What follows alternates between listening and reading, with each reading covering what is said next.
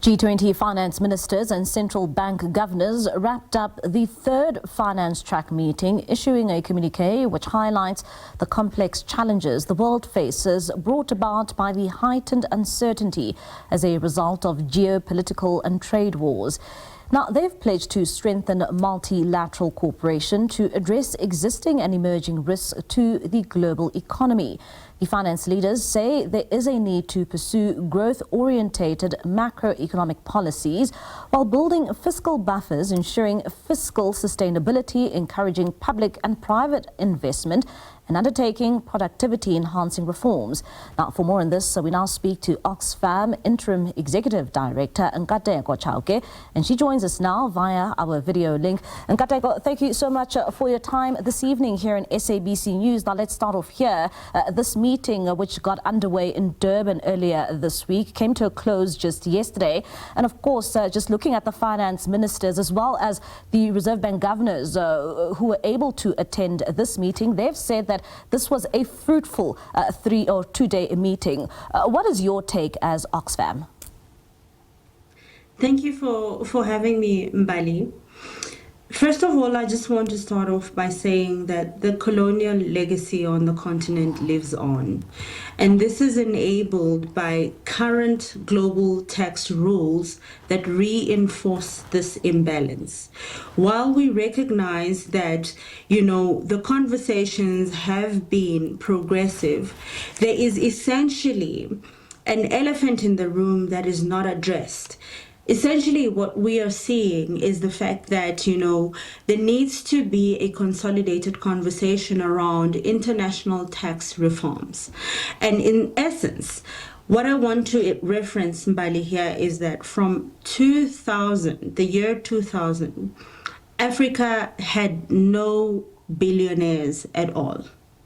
And so looking at the current time that we are in, 2025, we now have 23 billionaires whose collective wealth equates to 56% of the continent's wealth. So it's a question of really understanding that there is money. But when we see that progressive nations are now forced into having regressive taxation mechanisms such as the VAT we've seen with South Africa quite recently, that essentially moves us towards, fueling this inequality that we are experiencing, poverty, cyclical poverty, if I may emphasize, that keeps our communities in destitution.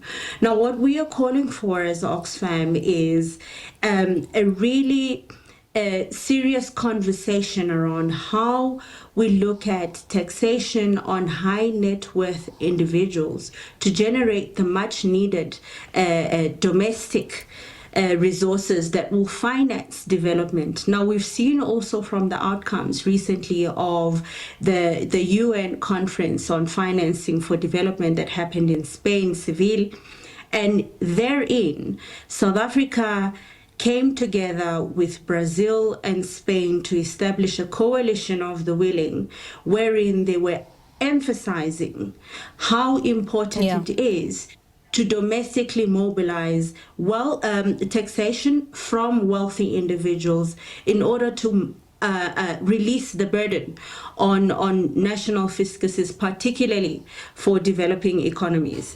Very important point you're making, Nkateko, and it is indeed, to transform the international tax system. And this is something that came out, right? And with a lot of criticism, like you as Oxfam are also alluding to, why is it so important to continue, to go on to this path and to highlight, of course, inequality, particularly on the continent, and the importance of actually taxing the ultra-rich? The most important thing I'd say is that if we're not looking at essentially driving fairness in global tax systems, then we haven't begun to address the transformation aspects around tackling inequality. Essentially, a fair tax global system would look at supporting processes currently underway through the UN Tax Convention. Now, it's important for us not to look at the G20 in isolation of other multilateral processes as well.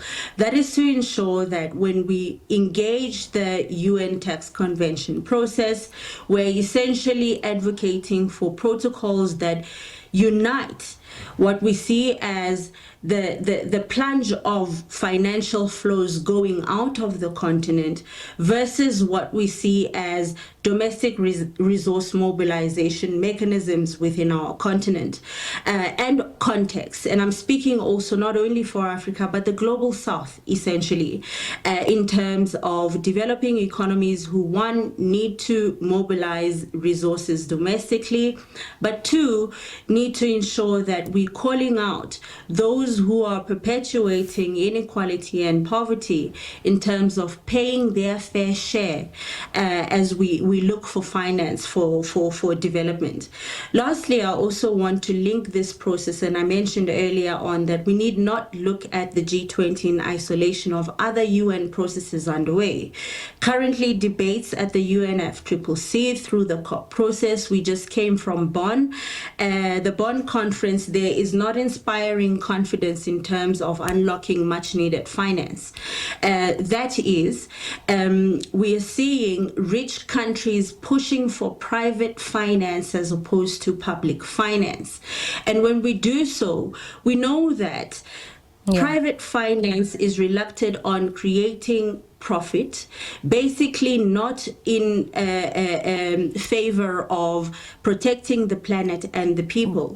And so when we have these conversations, we need to strike a balance that really wants to unlock much needed development finance, but also concentrate that in unlocking much needed resources. The last point, Bali, for me is that if we look at taxes and taxing the super rich, which is an area that was under deliberated through the recent meeting in Durban, is that a 1% tax on wealth and a 10% tax on income for the most richest people would accumulate into 66 billion US dollars just for Africa.